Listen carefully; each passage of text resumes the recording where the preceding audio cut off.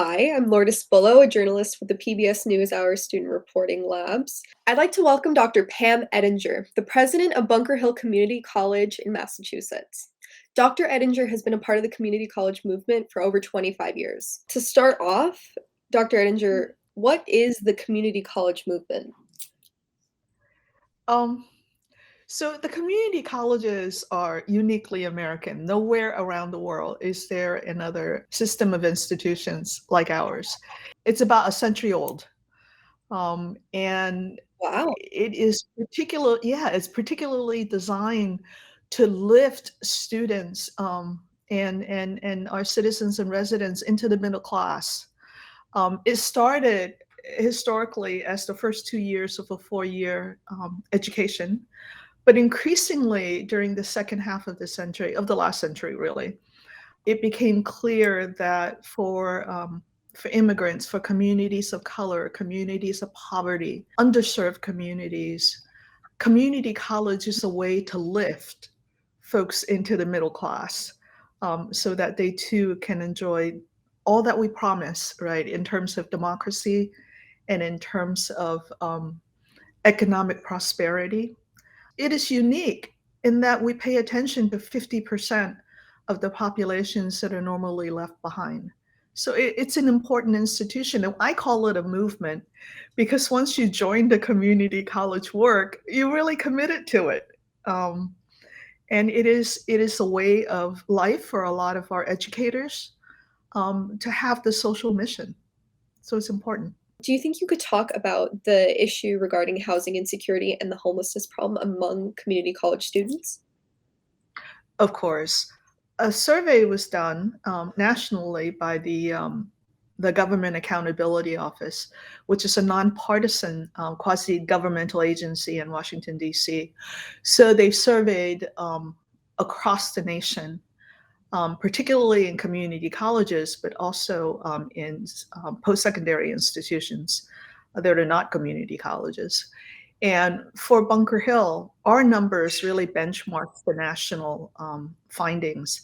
About 54% of our students are food insecure, which means over the last 30 days, they had to make choices between food and something else, right? Food or rent, food or buying books, food or traveling to school. Um, and because community colleges educate about 50% of all the undergraduates in the United States, those numbers can be staggering. And 14% of our students are homeless, which means they're couch surfing or they're in shelters or they're in cars. It is an issue that has always been very much hidden. There's always the ongoing joke of, well, if folks are hungry, they can eat ramen, right? Or, yeah, well, they're not really homeless if they have somebody's couch to live on. But when you think about what makes a student successful in the classroom, those basic needs, and that's the way we're calling it, those basic needs are key because without shelter that is stable, without a decent meal, how do you study, right? How do you form a community to study and to think about the future? You can't. When you were talking about food insecurity, how do the everyday challenges of insecurity impact the mental health of community college students, and how do we work towards changing it? So there's a certain complexity, I think, that resides with a community college student because our students tend to be older. Our average age is 27, 28, right? Whereas when folks normally think about college students, they're thinking 17 to 21, right? If they get in trouble, they go home and they call mom and dad, or they get something, sent to their bank account. Our students, three out of five are parents, and half of those parents are single moms. So when you think about the struggles that they have in not having enough food or not having shelter, it's not just their problem; it's a family problem.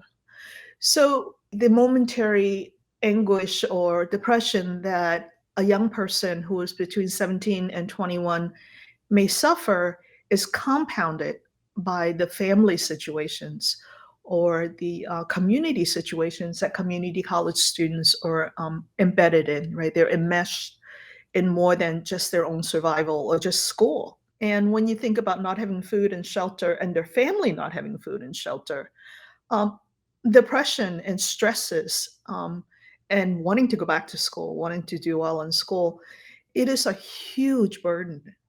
And it's really a lot of times up to the colleges to be ready and to understand that we're part of the solution, right? If we don't put solutions on the table, then we're part of the problem. Our students come from such different backgrounds. So I would say about half of our students are immigrants and who speaks a second language, right? So they're bilingual and multilingual. Some of the more recent immigrants came from war-torn countries, or they came from refugee camps, or they are economic migrants as well as political refugees. So their lives are full of trauma, and that anything that is even further trauma inducing as they go through school is not going to add to their success. So what we do try to do is to acknowledge that this is not only an issue with the student, because that's just blaming the student. That doesn't work, right? So we acknowledge the trauma, and we tried as educators and supporting counselors and so on to understand how to interact with our students and understand what trauma-informed teaching and learning sounds like. That we are constantly aware that our students are just not tabula rasa, right? They don't come to us as a blank slate. They come to Absolutely. us with the trauma of it, right? But also the resilience that they have worked through some things, they got to where they are, and that we need to validate their lived experiences as being strong individuals and to bring them to the next place with us. So now we have 24/7 um, counseling hotlines that supports multiple languages. So in case Wow. you are, right, in case you're an emerging English speaker who is with us doing work, um, it will be easier for you to have that kind of support if you have someone who spoke your native language, or who are culturally competent to understand, for example, what it means to deal with mental illness in Asian countries or Asian backgrounds, or in Africana cultures, either international, global, or native, right, or native to America. They're very different. So we try to be conscious about having those basic needs met in that way, and we're creating a counseling center so that anybody can access it when they need to try to take the stigma out of it, right? And I think as institutions of higher education, the institution itself needs to learn how to be self-reflective. That as a college, um, we need to constantly ask, are we student ready? Are we ready for our students? And not to ask, are the students ready for us? Right? That's the wrong question. Um, So yeah, so in terms of basic needs, we do have an emergency office called Single Stop. So, and we also have a food pantry. So students can, and it's kind of like our version of Peapod, right? They have an app on their phone that our students would order the food that they need, which includes things like feminine products and baby products. Because our students are parents, right? And all young women are going to need feminine products. So they order it on their phone and we package it up. And they used to come to campus to pick it up. But because we're in the middle of the pandemic, we partnered with another nonprofit organization. They delivered these groceries to the houses of our students. And all of our students are within 10 miles of campus because we're a community. So at least I know that that students will eat that week. And also on the longer term, we're trying to change policy, federal policy, so that students will have greater access to things like SNAP, which is the Supplemental Nutrition Program. They used to call it food stamps, but that's really what it is, and other kinds of policies that needs to change, right? You can't things that makes people happy, like like food pantries or referral to housing are really good things, but they're temporary, right? They're patches, and we can't food pantry our way out of poverty. So we have to change Ab- policy, right? So in order to get that to work, and folks like you who are messaging agents to the world. It is the narrative that you're changing about food insecurity, about mental health, is what we're going to need to tell the story differently. The fact that you and I can talk about therapy openly, you and I can talk about mental health, um, it's really important. And I really do hope that that will change how we bring the next generation to success. Regarding issues, if Yes, if the issue is a tree, right? I think of this as a tree metaphor. You're not gonna uproot a tree by starting at the leaves. You gotta start that's digging up at the roots. There's the concrete that's piling around it, something you see in LA so frequently. It never gets fixed. What are the mental health challenges uniquely facing students who are encountering these housing issues, these food issues, and overall like economic security? it's really interesting that I do quite a few interviews where we pick a topic, either food insecurity or mental health or physical health. And I realize over time that all of these things are interlinked, right? If you are, it's difficult to talk about food security if you're homeless because you can't cook, and therefore you can't save money by buying healthier food and helping yourself. And the way that our society is constructed is that over the last 2 decades, we have so rather consciously or unconsciously stopped investing in communities that are poor, so that when one thing falls, other things fall with it. So if you look at education, if you look at physical and mental health, if you look at housing, if you look at food insecurity, and you look at things like support for immigrant populations, all of those things are linked together because communities are formed that way, right? I mean, you understand the Russian community, I understand the Asian communities here. Um, and I was in LA for a good 8 to 10 years, so I understand how enclaves are built. So if you disinvest in one thing, other things follow. So by the end of the 2 decades, by the time of the pandemic that came along, nothing is really stable because all the things that are stable are all unlinked and they're all disinvested. So in my mind, in order to get to the root causes that you're talking about, the roots that are anchoring that tree, um, we have to understand that we have not invested in our communities of poverty for a long time. Rather it is enough, right, enough money to build better schools or enough money so that there's not such a huge wealth gap between those who are living in Malibu and those who are living in downtown LA. Right, it's two completely different worlds that are 10 miles apart or 20 miles apart. Malibu's 20 miles apart. Um, so so it really comes down to money. It is really resources. Um, Folks don't believe that something like raising the minimum wage makes a difference. It makes a huge difference when you're a family of 5. So to solve some of the issues that we need to solve to get more people connected to education and access, um, is about, in my mind, strengthening the community college system so that students who come to us can come out of their education being prepared for a better job, right? That they will be able to go into healthcare, go into technology, go into psychology, and to be, to have jobs that are sustainable. And therefore, the stability of what we offer to get the students out of subsistence to sustainability um, is huge. I used to really believe, yeah, when I first got into community college work, I believed that as long as the students are doing well in classes, that's all it counts. Teach them math, teach them English. That's all they need. And the fact is that that's not holistic.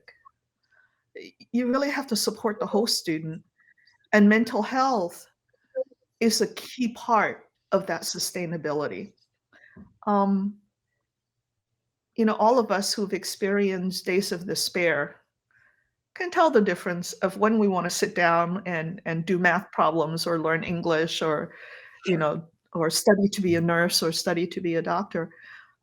You cannot do that um, when your world is upside down. Um, and we have to stop believing that just because someone does well in the classroom, that means that they're okay. So to me, it's all about resources. It's not as simple as, give everybody money, but then sometimes it is as simple as give everybody some money. Um, and that we need to trust that the people who come to us, who come to school, are already sacrificing a whole lot, right? It's time away from their family, it's time away from their jobs. That's their skin in the game. And we have to match their skin in the game with resources that we know that they'll put to good use. Housing insecurity in particular is something that I know a lot of people struggle with. What are some of the factors that cause housing insecurity, and did the pandemic exacerbate that issue? I don't know if there's any one thing. There is certainly with some of our students, they don't get along with their family, and therefore they are either thrown out or they moved out in order to preserve their own sanity. And it's expensive when you're, as you know, in big cities. It's not just the rent; it's the first and last month in security, and then the rent.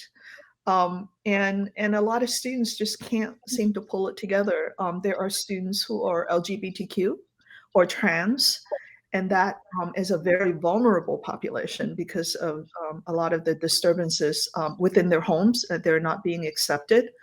But there's a range of other things, right? We have moms who are not housed. So it's not just mom, but kids. I always tell this particular story of one of the students we had, and the story shows how homelessness or being unhoused sometimes is a temporary thing, right? So the student we had, he was working in Terminal 3 of Logan Airport, where everybody knows where JetBlue lands. So he works there. Yeah. But for a while, he was homeless, and he also lived there because the airport had hot water, it had Wi-Fi. He can sleep there and he can live there, and it's a big public space.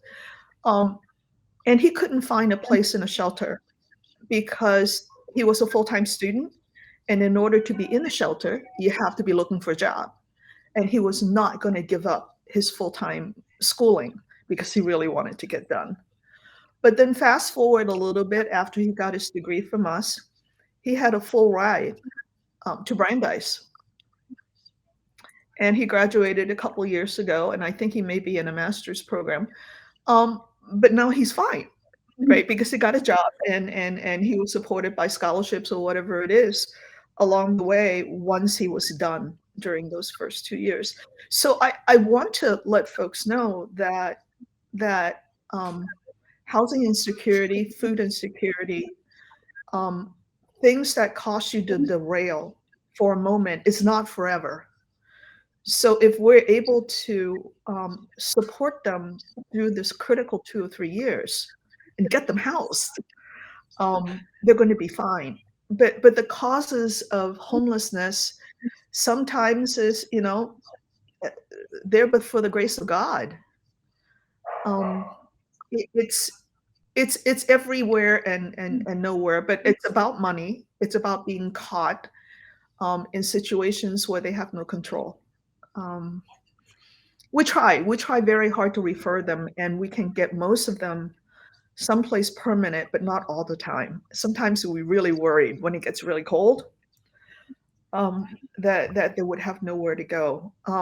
Last winter, because we did not have any athletic programs because of the pandemic, we actually turned our gymnasium into a women's shelter for 3 or 4 months.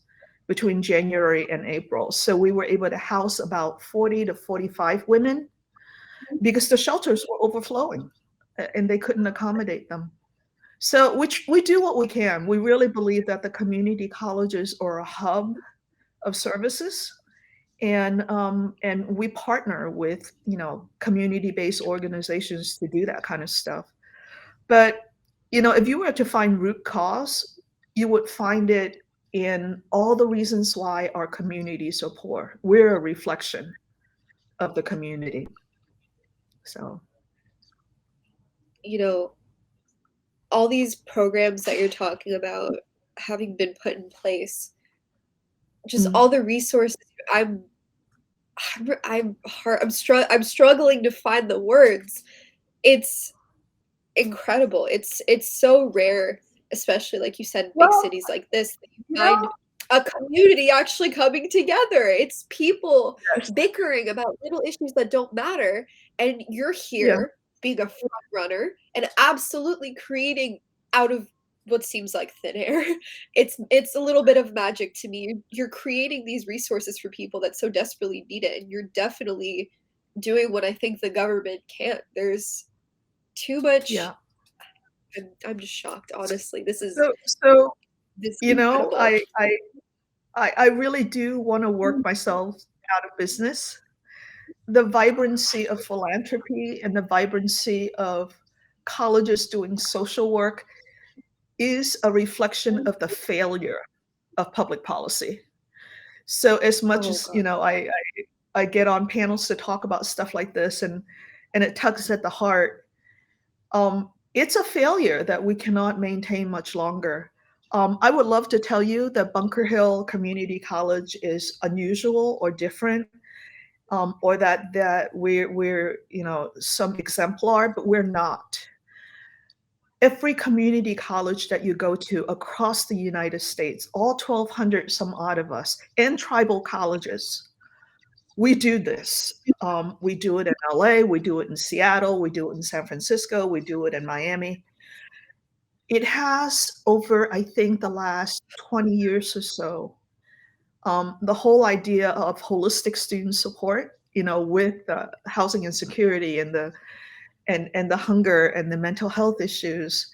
Um, I think we have changed in our mission and in our understanding of how people learn. Um, I'm not unusual. Bunker Hill is not unusual. We're smack in the middle of the movement.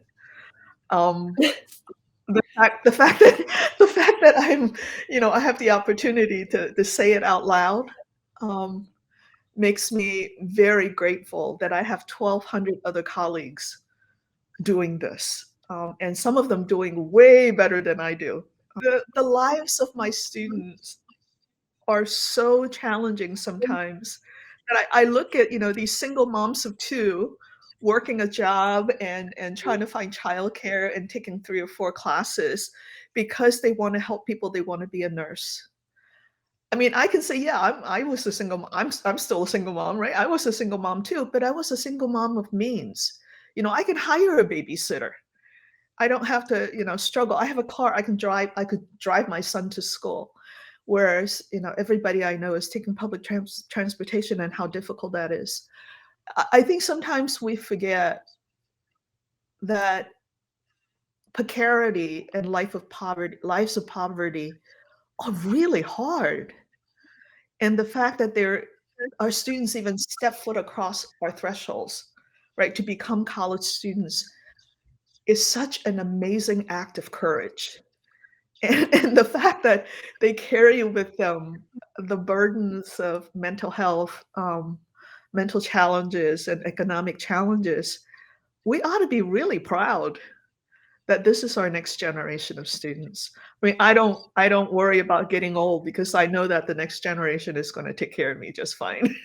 I just want to say thank you so much, Dr. Edinger, for sharing your expertise with us today. And I want to thank you for the opportunity to talk about some really important issues today, that's gonna touch a lot of our students.